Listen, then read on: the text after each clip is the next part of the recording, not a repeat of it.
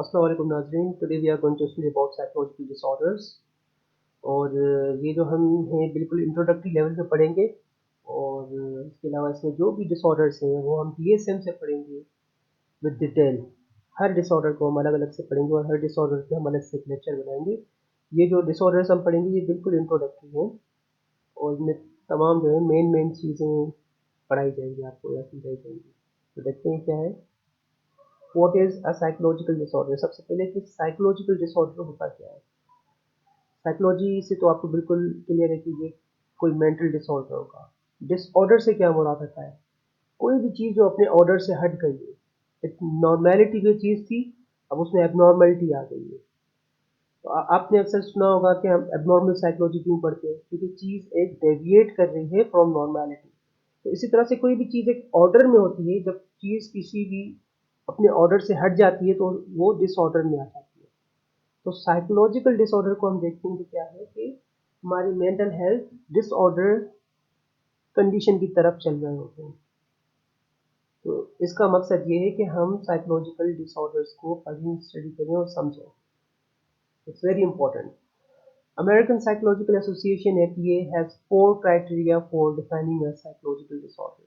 American Psychology Association ने जो है 4 क्राइटेरिया बताए हैं किसी भी साइकोलॉजिकल डिसऑर्डर को समझने के लिए। There are significant disturbances in thoughts. इसमें जो है काफ़ी हद तक हमारे थॉट्स में डिस्टर्बेंस रहती है, फीलिंग्स में डिस्टर्बेंस रहती है और हमारे बिहेवियर्स ठीक नहीं रहते। बिहेवियर्स में भी काफ़ी हद तक डिस्टर्बेंस रहती है। The disturbance reflect some kind of biological, psychological और developmental dysfunction.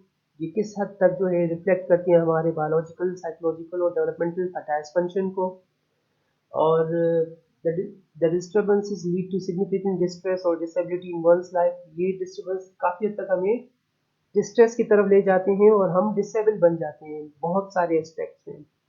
The disturbances do not reflect expected और culturally approved responses to certain events. ये जो डिस्टर्बेंसेस हैं ये पूरी तरह से रिफ्लेक्ट नहीं करती किसी भी एक्सपेक्टेड या कल्चरल अप्रूव्ड रिस्पॉन्सेज को, मतलब कि वो बिल्कुल डेविएट होते हैं। तो हमारी सोसाइटी, हमारे कल्चरल नॉर्म से बिल्कुल डेविएट हो जाता है बंदा। इसलिए ये बता रहा है कि disturbances do not reflect expected और culturally approved responses to certain events. Diagnosing and classifying psychological disorders. DSM, that's very important. The Diagnostic and Statistical Manual of Mental Disorders, 5th edition. अभी 2013 के बाद हम जो है ना DSM 5 पढ़ते हैं. The American Psychiatric Association's authoritative classification of mental disorders. Each entry includes, her entry में क्या इंक्लूड है, an overview of the disorder including diagnostic feature. सबसे पहले आप अगर DSM जब स्टडी करेंगे तो आप इसको क्या पढ़ेंगे, सबसे पहले आप ओवरव्यू पढ़ेंगे किसी भी डिसऑर्डर का और उसके डायग्नोस्टिक फीचर्स पढ़ेंगे। Specific symptoms required for diagnosis का डायग्नोस्टिक क्राइटेरिया आप पढ़ेंगे।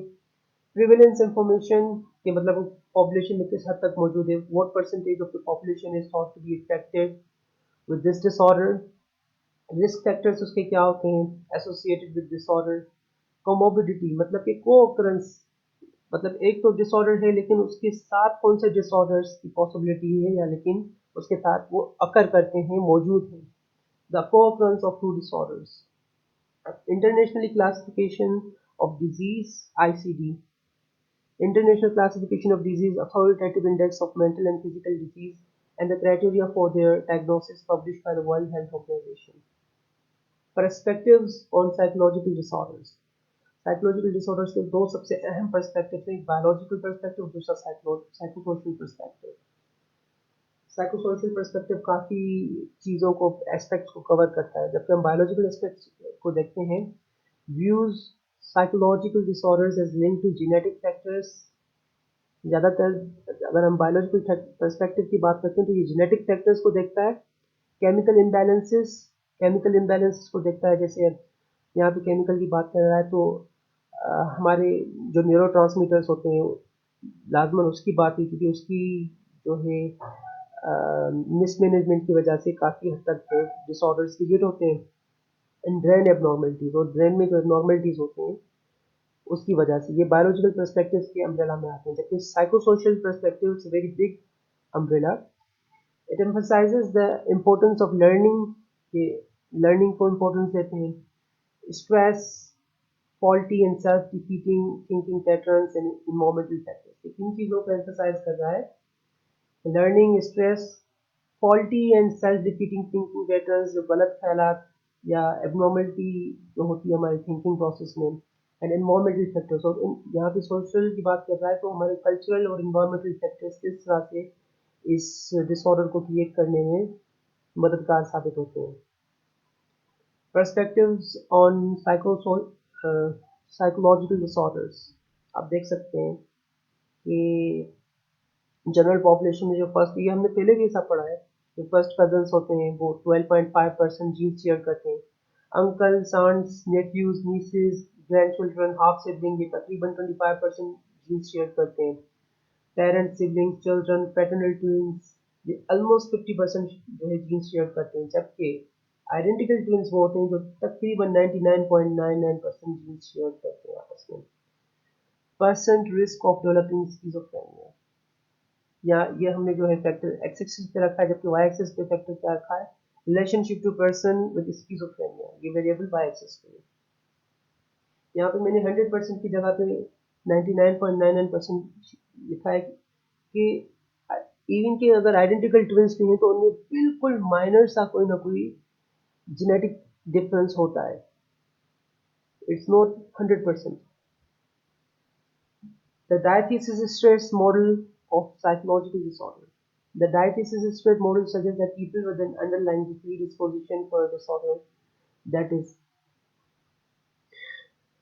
diatheses are more likely than others to develop a disorder when faced with adverse environmental or psychological events, that is, stress, such as childhood maltreatment, negative life events, or trauma.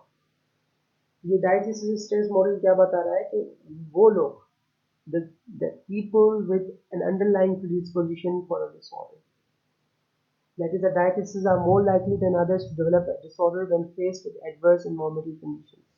जब उनके अंदर वो disorders होता है, जब तक वो एक स्पेसिफिक एनवायरनमेंट के साथ एक्सपोज नहीं होते तब तक वो डिसऑर्डर मैनिफेस्ट नहीं होता, शोर नहीं होता या डेवलप नहीं होता. When faced with adverse environmental or psychological events, जैसे कि स्ट्रेस आ गया, such as childhood maltreatment, अगर बचपन में जो है किसी के साथ maltreatment हुई, कोई तशद्दुद हुआ, वायलेंस हुआ, या नेगेटिव लाइफ इवेंट हुई हो गया, या कोई ट्रॉमा हो गया, तो ये क्या कह रहा है कि इससे जो है ये कोई भी डिसऑर्डर क्रिएट हो जाता है. ये प्री डिस्पोजिशन है for a disorder. Anxiety disorders. Anxiety disorders are characterized by excessive and persistent fear and anxiety. इसमें क्या होता है कि हमें परसिस्टेंटली एक चीज़ का खौफ रहता है, परेशानी रहती है, by related disturbances in behaviour, और हमारे जिसकी वजह से बिहेवियर डिस्टर्ब हो जाते हैं. A specific phobia is excessive, distressing and persistent fear and or anxiety about a specific object or situation. Specific phobia किसी भी एक specific object या situation के लिए होती है. Phobia developed through learning, classical conditioning, modeling और verbal transmission. Phobia इन चीज़ों से जो है डेवलप हो सकती है क्लासिकल कंडीशनिंग से, जैसे डॉग्स पे एक्सपेरिमेंट किया था, और मॉडलिंग के थ्रू भी हो सकती है. वर्बल ट्रांसमिशन, हमने किसी को एक चीज़ के बारे में डर डाल दिया दिल में. तो स्पेसिफिक फोबिया में जो है एगोराफोबिया भी आ गया, उसमें सोशल सेटिंग्स में बंदा जाने से डरता है. सोशल एंजाइटी डिसऑर्डर आ गया कि इसमें जो है बंदा सोशल रहना पसंद नहीं करता और उसे डर लगता है लोगों के हुजूम से. Agoraphobia or social anxiety disorders, they both are different with each other, and we will study about them in detail ahead when we will make the videos regarding the disorders. What is a panic disorder or panic attack? A panic attack is a period of extreme fear or discomfort that develops abruptly and reaches a peak within 10 minutes. Physical symptoms are shown at right. People may also experience sweating, trembling, feelings of faintness, or a fear of losing control, going crazy or dying. इसमें बंदा जो है ना all of sudden, मतलब कि within the उसमें उस person के अंदर जो है पैनिक क्रिएट हो जाता है, डर उसके अंदर क्रिएट हो जाता है. उसे ऐसा लग रहा होता है कि उसे हार्ट अटैक होने वाला है, उसकी जो है शॉर्टनेस ऑफ ब्रीथ हो जाती है, उसको चेस्ट में पाल्पिटेशन हो जाता है, उसका हार्ट रेट बढ़ जाता है, उसे नोजिया हो जाता है बिल्कुल. एक डिस्ट्रेस क्रिएट हो जाता है, उसको डिजीनेस फील होती है, ये पैनिक अटैक की अलामत है।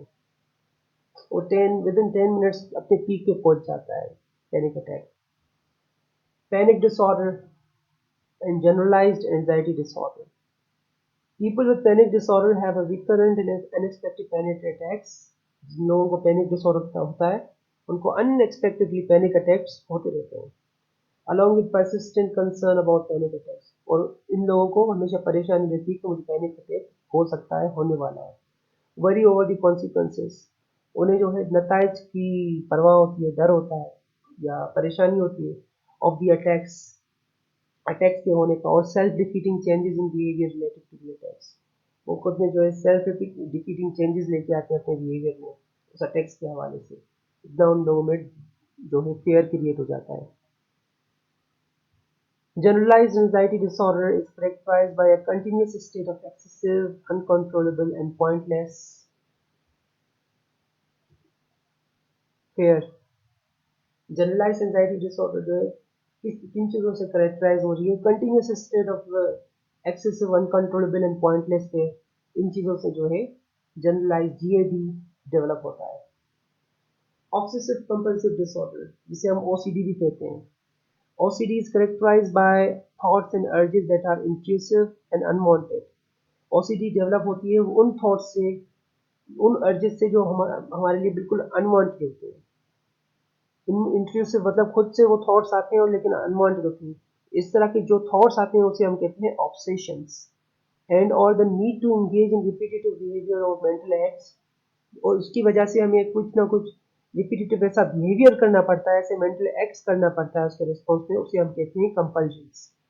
OCD has a moderate genetic component. OCD का कि अगर हम एटियोलॉजी की बात करें तो उसमें एक मॉडरेट लेवल तक जो है जेनेटिक कंपोनेंट मौजूद है, मतलब कि वो इनहेरिटेड डिजीज है या डिसऑर्डर है, and may be associated with brain region at 5, और ये brain region at the right side से भी एसोसिएट की जा सकती है। Body dysmorphic disorder and hoarding disorder, both are different disorders. Body dysmorphic disorder में जो है ना किसी भी पर्सन को परेशानी रहती है कि वो जो है मोटा हो रहा है, उसको इस तरह दिखना चाहिए, उसको इस सेलिब्रिटी की तरह दिखना चाहिए। Is a preoccupation with imagined physical flaws that drives the person to engage in repetitive and ritualistic behavioral and mental acts. जबकि होर्डिंग डिसऑर्डर में बंदा कोई भी मतलब कि अजीब अजीब सी चीजें लेके जमा करता जाता है, वो एक ही तरह की कोई चीज होती है।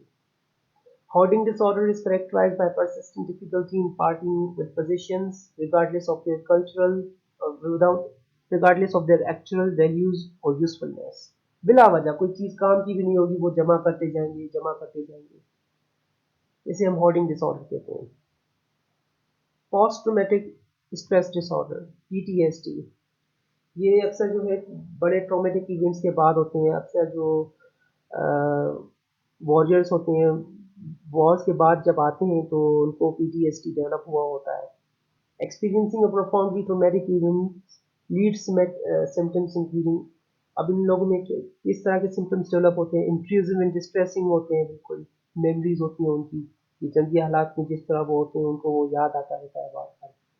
Avoidance of stimuli connected to the event, negative emotional states में रहते हैं, फीलिंग्स ऑफ डिटैचमेंट होती है अलग दूसरों के साथ, लोगों के साथ मौजूद होते हुए भी अकेला फील करते हैं, उनको इरिटेबिलिटी होती है, और प्रॉननेस टूवर्ड्स आउटबर्स्ट, किसी भी वक्त उनको आउटबर्स्ट हो सकते हैं, गुस्सा आ सकता है, हाइपर विजिलेंस हो सकती है उनमें, tendency to startle easily. These symptoms must occur for at least 1 month, ये सिम्टम्स तमाम सिम्टम्स एटलीस्ट 1 मंथ होने चाहिए, तभी PTSD डायग्नोज होगा, वरना नहीं होगा, वरना कोई और होगा। Development of PTSD, some symptoms are developed and maintained through classical conditioning. अब कुछ सिम्टम्स इसमें से जो है डेवलप होते हैं, मेंटेन रहते हैं क्लासिकल कंडीशनिंग के through. Two cognitive factors play a role in the development of PTSD, दो फैक्टर्स बहुत इंपॉर्टेंट होते हैं कोग्निटिव फैक्टर्स, वो कौन से हैं?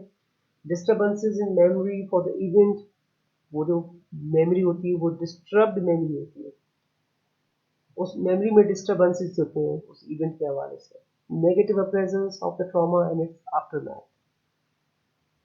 Risk factors for PTSD include greater trauma severity, lack of immediate social support, more subsequent life stress, whether the trauma involved harm by others, demographic characteristics, female or low socioeconomic status, low intelligence, personal or family history of mental disorders, history of childhood adversity, ex abuse, childhood abuse भी हो सकता है उसमें, personality characteristics such as neuroticism and somatization, carrying a version of a gene that regulates the neurotransmitter serotonin. ये risk factors मतलब कि ये तमाम चीज़ें जो है पीटीएसडी के लिए रिस्क एज ए रिस्क हो सकती हैं कि उसमें पीटीएसडी डेवलप हो जाए. Major depressive disorder. Major depressive disorder is characterized by sadness or loss of pleasure in usual activities as well as any combination of the symptoms below. Significant weight loss हो जाता है उनमें, weight gain हो जाता है, या तो फिर change in appetite, या तो उनकी भूख ज़्यादा हो सकती है, कम हो सकती है, ना लगे भूख या कुछ ज़्यादा भूख लग जाती है. डिफ़िकल्टी फॉलिंग asleep, उनको नींद नहीं आती, और या तो फिर वो बहुत ज़्यादा सो जाते हैं. साइकोमोटर एजिटेशन और रिटार्डेशन, उनमें रिपीटेटिव बिहेवियर्स आ जाते हैं, या तो बिल्कुल मतलब कि रिटार्डेड रहते हैं फिजिकली एंड मेंटली. फटीग और loss of energy, feelings of worthlessness और guilt, difficulty concentrating and indecisiveness, suicidal ideation, उनके सुसाइड थॉट्स वगैरह आते हैं और वो कंसंट्रेट नहीं कर पाते, डिसीजन मेकिंग नहीं कर पाते. रिस्क फैक्टर्स क्या है, जैसे कि हमने बताया पीछे पीटीएसडी का, इसमें कुछ मुख्तलिफ हैं. Unemployment including home makers, earning less than, यहाँ पे डॉलर्स में बताया गया क्योंकि वहाँ इकोनॉमी जो है काफ़ी स्टेबल है और वहाँ पे महंगाई कुछ ज़्यादा है. तो earning less than 20,000 per year, $20,000 per year. Living in urban areas में रहना भी एक मेजर फैक्टर है मेजर डिप्रेसिव डिसऑर्डर क्रिएट करने के लिए. बीइंग सेपरेटेड, डिवोर्स्ड और विडोड, कोमोबिड डिसऑर्डर्स. अब इन डिसऑर्डर एमडीडी के साथ कोमोबिड जो डिसऑर्डर्स हैं वो कौन से हैं? एंजाइटी डिसऑर्डर्स हैं, सब्सटेंस अब्यूज डिसऑर्डर्स हैं. जाहिर बात है जब बंदा मेजर डिप्रेसिव डिसऑर्डर में रहता है तो मुख्तलिफ एंजाइटी डिसऑर्डर भी उसमें क्रिएट हो जाता है और वो डिफरेंट जो है सब्सटेंस अब्यूज करना भी शुरू करता है, वो भी उसमें डिसऑर्डर क्रिएट हो जाता है. People are often unable to work और study and may experience discrimination. इस हालत में जो लोग क्या करते हैं, काम नहीं कर पाते, स्टडी पे फोकस नहीं कर पाते और वो एक तरह की डिस्क्रिमिनेशन में चले जाते हैं. बिल्कुल. Depression is a risk factor for the development of heart disease. Depression जो है सबसे अहम फैक्टर है हार्ट अटैक के, हार्ट डिजीज को लेकर. सब टाइप्स ऑफ डिप्रेशन. डिप्रेशन के भी जो है कुछ टाइप्स हैं. Seasonal pattern applies to situation in which a person experiences the symptoms of major depressive disorder only during a particular time of year. जैसे फॉल में या विंटर में एक स्पेसिफिक सीजन में जो है डिप्रेशन हो जाता है. अक्सर आपने देखा होगा लोग सर्दी में बिल्कुल मतलब अकेले से रहते हैं, अकेले रहते हैं और डिप्रेसिव सिचुएशन होती है अक्सर. Prepartum onset, commonly referred to as postpartum depression, applies to women who experience major depression during pregnancy or in the 4 weeks following the birth of their child. ये प्रेगनेंसी के दौरान या जो है अराउंड द प्रेगनेंसी रहती है. People with persistent depressive disorders are chronically sad and melancholy but do not meet all the criteria for major depression. जो persistently depressed रहते हैं वो क्रॉनिकली सैड होते हैं, उनमें मेलनकोली होती है बिल्कुल, और उनमें लेकिन पूरी तरह से एमडीडी मेजर डिप्रेसिव डिसऑर्डर्स के क्राइटेरिया या कैरेक्टरिस्टिक्स पूरी तरह से नहीं पाए जाते. Bipolar disorder. Bipolar disorder is a mood disorder characterized by mood states that vacillate between depression and mania. ये मूड स्टेट्स होते हैं जो ऑसिलेट करते हैं डिप्रेशन और मानिया के बीच में. A manic episode is characterized by extremely cheerful and euphoric mood, excessive talkativeness, irritability, and increased activity levels. ये मैनिक एपिसोड के करेक्टरिस्टिक्स बता रहा है जिसमें बंदा एक्सट्रीमली चेयरफुल होता है, यूफोरिक मूड होता है, ज़्यादा बात करता है और थोड़ी बहुत इरिटेबिलिटी भी होती है और इंक्रीज्ड एक्टिविटी लेवल होती है. 1 out of 100 people experience it over their lifetime. 100 में से एक बंदे को ये लाइफ टाइम में होती है। Half report onset before the age of 25, before the age of 25 होती है, तकरीबन हाफ जो रिपोर्ट्स बता दिए। मोस्ट कॉमन इन मैन, मर्द हजरात में कुछ ज़्यादा पाई जाती है। 90% of those with bipolar disorder have a comorbid disorder, most often an anxiety disorder or a substance abuse problem. ज़्यादातर 90% जो है बायपोलर डिसऑर्डर के साथ जो कोमोबिडिटी पाई जाती है वो एंजाइटी डिसऑर्डर के साथ पाई जाती है या सब्सटेंस अब्यूज डिसऑर्डर के साथ पाई जाती है। इसमें सुसाइड रेट्स बहुत ज़्यादा हैं। Causes of mood disorders. People with the mood disorder often have imbalances in the neurotransmitters norepinephrine or serotonin. Mood disorder में अक्सर जो है न्यूरोट्रांसमीटर्स में इम्बैलेंसेस आ जाते हैं। कुछ न्यूरोट्रांसमीटर्स जो है प्रोड्यूस नहीं होते, कुछ में कुछ ज़्यादा प्रोड्यूस हो जाते हैं, और न्यूरॉन्स के बीच में जो साइनेप्स है वहाँ पे चैनल्स होते हैं या गेट्स होते हैं वो ब्लॉक हो जाते हैं। इस वजह से न्यूरोट्रांसमीटर की ट्रांसमिशन रुक जाती है। There can be so many such factors. Depression is linked to abnormal activity brain regions important in assessing the emotional significance of a stimuli and experiencing emotions, amygdala and in regulating and controlling emotions। अभी जैसे कि हमने पढ़ा कि amygdala regulate और control करता है हमारे इमोशंस को। तो ये क्या बता रहा है, depression is linked to abnormal activity brain regions important in assessing the emotional significance of stimuli and experiencing emotions, amygdala and in regulating and controlling emotions। Okay guys, stress results in increased cortisol release and may precipitate depression। diathesis-stress model of depression. हमने diathesis जो है stress पीछे पढ़ा, लेकिन अब depression के हवाले से पढ़ते हैं किस तरह होता है। Study on gene environment interaction, gene environment interaction की स्टडी की गई लोगों में। People experiencing chronic depression in adulthood, जो लोग अडल्टहुड में जो एक क्रॉनिक डिप्रेशन एक्सपीरियंस कर रहे होते हैं, suggest a much higher incidence in individuals with a short version of the gene and childhood maltreatment. क्या सजेस्ट कर रहा है कि a much higher incidence of in individuals with a short version of the gene and childhood male treatment। आप देख सकते हैं figure में percent of chronic depression in adulthood, इसको हमने वाई एक्सिस पे रखा है, और जबकि वर्जन ऑफ 5-HTT-LPR जीन, ये जो हमने दो चीज़ें आपस में कंपेयर की हैं, depression in adulthood versus version of एक जीन है। यहाँ पे क्या इसमें हमें फाइंडिंग्स मिली है कि no childhood maltreatment prior to age 9, और इसमें जो है ये ब्लू शो कर रहा है, जबकि childhood maltreatment prior to age 9। ये बता रहा है कि अगर चाइल्ड के साथ मेल ट्रीटमेंट की जाती है बिफोर 9 ईयर्स ऑफ एज, तो ये diathesis-stress model of depression develop होने के चांसेस ज़्यादा होते हैं। Neurotransmitters and mood disorders. Many medications designed to treat mood disorders work by altering neurotransmitters activity in the neural synapse।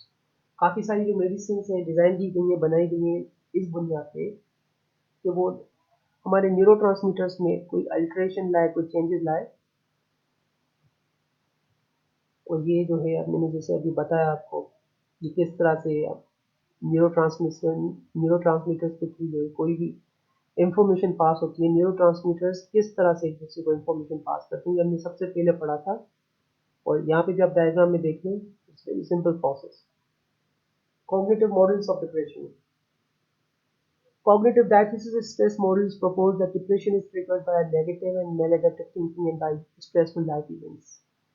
Cognitive diathesis model क्या बता रहा है कि डिप्रेशन जो है नेगेटिव और maladaptive थिंकिंग से और स्ट्रेसफुल लाइफ इवेंट से डेवलप होती है या ट्रिगर होती है। Hopelessness, Naomi theory proposes that perceiving negative life events as having stable and global causes leads to a sense of hopelessness and then to a depression। सबसे पहले Naomi दी होती है, then डिप्रेशन होता है। Rumination, repetitive focus on being depressed can increase the risk and duration of depression। अगर हम मुसलसल depress thoughts पे रहे, डिप्रेशन में रहे, तो ये डिप्रेशन को टाइम पीरियड को बढ़ा देता है। Suicide, around 90% of those who complete suicides have a diagnosis of at least one mental disorder, most often a mood disorder। Other risk factors include substance abuse, previous suicide attempt, access to firearms or other means of suicide, serotonin dysfunction, withdrawal from relationships, reckless behavior, a sense of being trapped, recent high-profile suicides. Schizophrenia. The main symptoms of schizophrenia include schizophrenia में जो है जो सबसे main symptoms है ये हैं hallucinations होती हैं उसमें अजीब अजीब आवाज़ें सुनने में आती हैं अजीब चीज़ें देखने में आती हैं डिल्यूजन्स होते हैं उसके अजीब ख्यालात अजीब सोच अजीब बातें डिसऑर्गेनाइज थिंकिंग होती है बिल्कुल लोगों की डिसऑर्गेनाइज एबनॉर्मल मोटर बिहेवियर हो जाता है इनका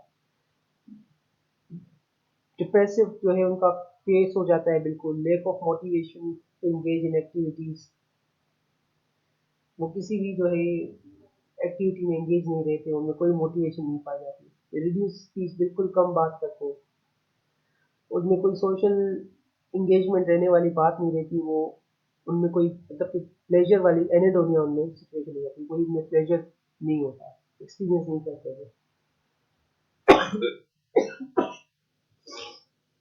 कॉजेज ऑफ स्किज़ोफ्रेनिया स्किज़ोफ्रेनिया के कॉजेज हैं both genetic vulnerability and environmental stress are necessary for schizophrenia to develop दोनों फैक्टर्स यहाँ पे बताए गए हैं जेनेटिक और एनवायरमेंटल ये स्किज़ोफ्रेनिया को डेवलप करने में अहम किरदार अदा करते हैं The dopamine hypothesis of schizophrenia proposed that an overabundance of dopamine or too many dopamine receptors are responsible for the onset and maintenance of schizophrenia. ये बता रहा है कि ओवर अबंडेंस अगर डोपामाइन बहुत ज़्यादा बढ़ जाए तो ये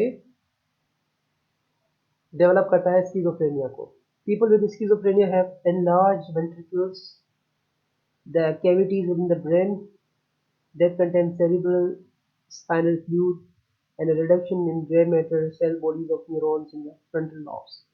ये एक खुसूसियत बता रहा है जिन लोगों में स्किज़ोफ्रेनिया होती है उनके अंदर जो वेंट्रिकल्स होते हैं ब्रेन के अंदर उनके कैविटीज का स्पेस बढ़ जाता है उनके वेंट्रिकल्स का साइज बढ़ जाता है स्पेस के अंदर वो जगह जहाँ पे सेरिब्रल फ्लड पाया जाता है स्पाइनल फ्लड और जो ग्रे मैटर होता है सेल बॉडीज होती है जो न्यूरॉन की वो उनका साइज भी कम हो जाता है फ्रंटल लॉब्स की जगह पे obstetric complications maternal stress and maternal exposure to influenza during the first trimester of pregnancy may also play a role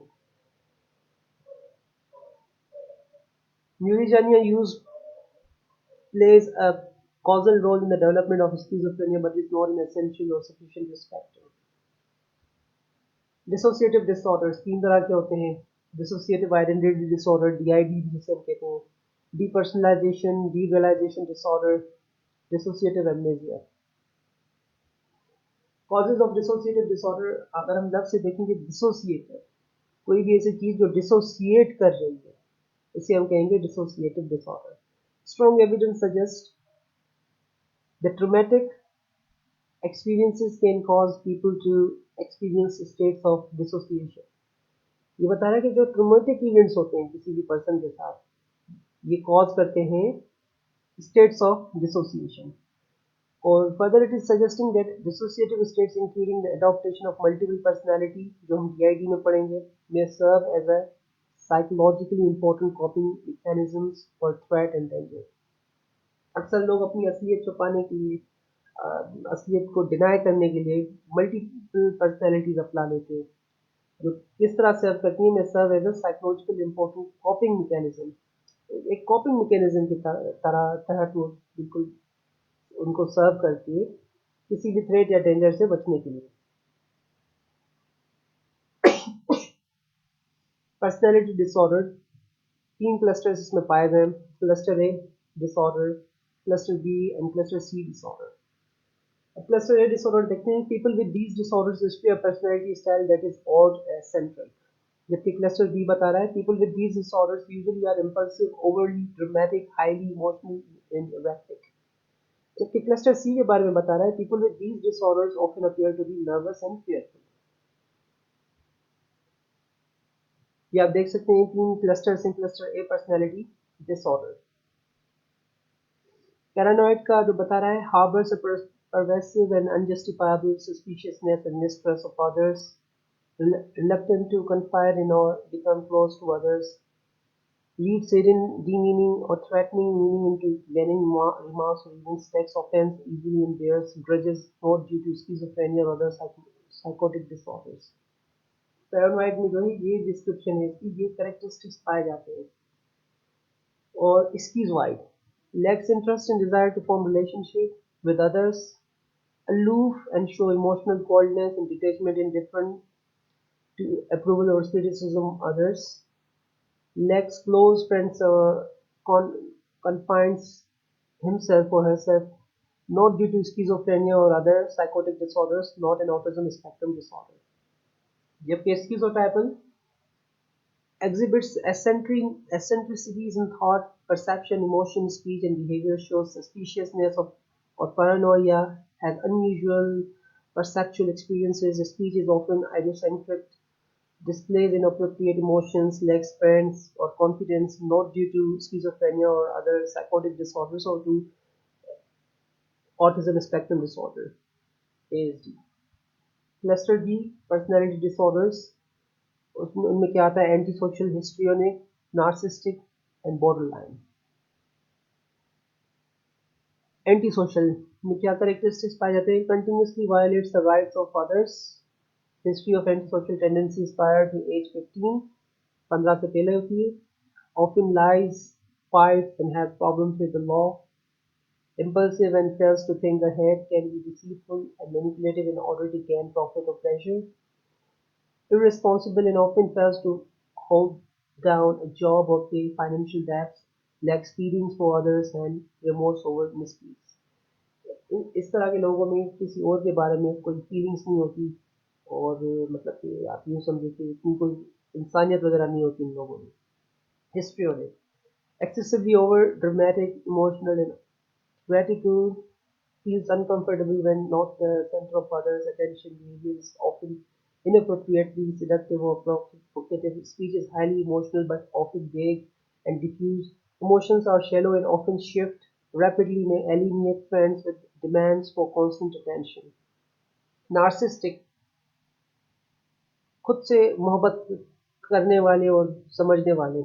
Overinflated and unjustified sense of self-importance and preoccupied with fantasies of success, believes he is entitled to special treatment from others, shows arrogant attitudes and behaviors, take advantage of others, lacks empathy. Borderline, unstable in self-image, mood and behavior, cannot tolerate being alone and experience chronic feelings of emptiness, unstable and intense relationship with others, behavior is impulsive, unpredictable and sometimes self-damaging, shows inappropriate and intense anger, enacts suicidal gestures. इन तमाम clusters को हम detail से पढ़ेंगे क्योंकि ये introductory है. I am just reading and going through it. अगर इनमें कोई ऐसी चीज़ है जो अभी इंट्रोडक्टरी लेवल में पढ़ने के लिए ज़रूरी है तो मैं आपको उनके बारे में बता रहा हूँ. क्लस्टर सी में पढ़ते हैं क्या है. अवॉइडेंट, डिपेंडेंट और ऑब्सेसिव कंपल्सिव. अवॉइडेंट के कैरेक्टरिस्टिक्स या डिस्क्रिप्शन ये है कि सोशली इनहिबिटेड और oversensitive to negative evaluation, avoids occupation that involves interpersonal contact because of fears of criticism or rejection, avoids relationship with others unless guaranteed to be occupied, unconditionally feels inadequate and views self socially inept and unappealing, unwilling to take risks or engage in new activities if they may prove embarrassing. इसमें तो तमाम जी चीज़ें बता रहा है. इससे यही show रहा है कि बिल्कुल अवॉइडेंट होते हैं, डरते हैं, लोगों के साथ मेलजोल कम रखते हैं, and they do not have capability of decision making, and there are so many such things written about it. Dependent, allows others to take over and run her life. दूसरों लोगों पे डिपेंड करते हैं कि वो उनकी ज़िंदगी संभाले, उनकी डिसीजन, ज़िंदगी के बारे में डिसीजंस ले. वो सबमिसिव होते हैं, क्लिंगी होते हैं, उनमें डर होता है. और सेपरेशन मतलब कि सेपरेट होने का डर होता है. ये सेपरेशन एंजाइटी डिसऑर्डर से अलग है. Cannot make decisions without advice and reassurance from others, lack of self-confidence, cannot do anything on his or her own, feels uncomfortable or helpless when alone. Obsessive-compulsive, pervasive need for perfectionism that interferes with the ability to complete tasks. इनमें perfectionism बहुत ज़्यादा पाई जाती है, जिसकी वजह से बहुत सारी चीज़ें ये कंप्लीट नहीं कर पाते। Preoccupied with details, views, orders and schedules, ये किन चीज़ों से ज़्यादातर प्रीऑक्यूपाइड होते हैं कि इनको डिटेल्स पता होनी चाहिए, रूल्स रेगुलेशंस को, लॉज एंड ऑर्डर को बहुत अच्छी तरीके से फॉलो करते हैं, और ये स्केड्यूल्स को फॉलो करते हैं। एक्सेसिवली डिवोटेड टू वर्क, अपने वर्क के साथ बहुत ज़्यादा डिवोटेड रहते हैं, expense of leisure and friendship. Rigid, ये लोग बहुत रिजिड होते हैं, इनफ्लेक्सिबल होते हैं, स्टबर्न होते हैं, insist things be done his or her way, miserly with money, अपने तरीके से चीज़ों को चाहते हैं। Borderline personality disorder, borderline personality disorder, instability in interpersonal relationships, self-image and mood as well as impulsivity, इन लोगों में instability पाई जाती है, उनके interpersonal relationship में इनके अपना self image इनका कोई मतलब कि अपने बारे में कोई नहीं होता ठीक से, वो उस हिसाब से जो है अनस्टेबल रहते हैं, और मूड भी इनका जो है अनस्टेबल रहता है। ज़्यादातर वो जो है इम्पल्सिविटी में भी वो अनस्टेबल रहते हैं बिल्कुल। की फीचर्स इनके जो है include intolerance of being alone and fear of abandonment, मतलब अकेला रहना पसंद नहीं करते, उनको छोड़े जाने का डर होता है। अनस्टेबल रिलेशनशिप्स होते हैं इनके, अनप्रिडिक्टेबल इनका बिहेवियर होता है, वो मूड होता है, और इंटेंस एंड इनअप्रोप्रिएट एंगर होता है इनमें, caused by interaction between genetic factors and adverse environmental experiences such as abuse. Antisocial personality disorder, characterized by a lack of regard for others, दूसरों के बारे में कोई मतलब कि उनको ख्याल या सोच नहीं होती। Rights, impulsivity, deceitfulness, irresponsibility, and lack of remorse over histories. Interaction of genetic factors and adverse environmental circumstances, fail to show fear in response to environmental cues that signal punishment, pain, or noxious stimulation. Prevalence of antisocial personality. Antisocial personality disorder is observed in about 3.6% of population. इनकी ये prevalence है 3:1 ratio of man to woman. अब ये ज़्यादातर किस में पाई जाती है? मेन में पाई जाती है एज कम्पेयर टू वुमेन। मतलब कि 3 जहाँ पे मेल में अगर ये चीज़ होगी तो फीमेल में 1 ही होगी। अगर 3 मेल जो है उनमें अगर ये डिसऑर्डर है तो फीमेल में सिर्फ एक फीमेल में ये डिसऑर्डर होगा। And it is more likely to occur in men who are younger age में हो जाती है मेन को। विडोड, जो सेपरेटेड होते हैं या जिनकी लाइफ पार्टनर इस दुनिया से चले जाते हैं, सेपरेटेड, डिवोर्स्ड और लो socio economic status who live in urban areas, who live in the western United States। और अगर हमारे कल्चर में देखा जाए तो it is very different. Women with disorder are more likely to have experienced emotional neglect and sexual abuse during childhood। अगर ये women में है तो उसके रीजंस ये हो सकते हैं कि उसके इमोशंस को निगलेक्ट किया गया हो, या उसके चाइल्डहुड में उसके साथ सेक्सुअल अब्यूज किया गया हो। Gender differences in anti-social personality. Men with antisocial personality disorder are more likely than women with antisocial personality do things that could easily hurt themselves or others। ऐसी चीजें करते हैं जिससे वो खुद भी हर्ट हो और दूसरों को भी हर्ट करे। Receive 3 or more traffic tickets for reckless driving, have their driver license suspended, destroy others' property, start a fire on purpose, making money illegally, do anything that could lead to arrest, hit someone hard enough to injure them, hurt an animal on purpose। इस तरह के लोग होते हैं, ये main में characteristics पाए जाते हैं एंटी सोशल पर्सनैलिटी के। जबकि वुमेन में किस तरह के पाए जाते हैं? Women with antisocial personality disorder are more likely than men with antisocial personality to run away from home overnight, आधी रात को घर से भाग जाएगी, frequently miss school or work, lie frequently, quote someone's signature, get into a fight that comes to blows with an intimate partner, live with others besides the family for at least 1 month, harass, threaten, or blackmail someone। Risk factors for antisocial personality disorder. Antisocial personality disorder is characterized by an interaction of genetic factors and adverse environmental circumstances. Longitudinal studies have helped to identify environmental risk factors. Risk factors during adolescence that predict later violence. आप ये diagram में देख सकती हैं. Neurodevelopmental disorder ADHD, attention deficit hyperactivity disorder ADHD का ये full form है. Neurodevelopmental disorder, one of the disorders that are first diagnosed in childhood. वो disorders जो childhood में diagnose किए जाते हैं and involve developmental problems, जिसमें developmental problems होती हैं in academic, intellectual and social functioning. इन चीज़ों में academic में, intellectual में, उसकी intellectuality में या उसके social functioning में. Attention deficit hyperactivity disorder, childhood disorder characterized by inattentiveness or hyperactive impulsive behavior.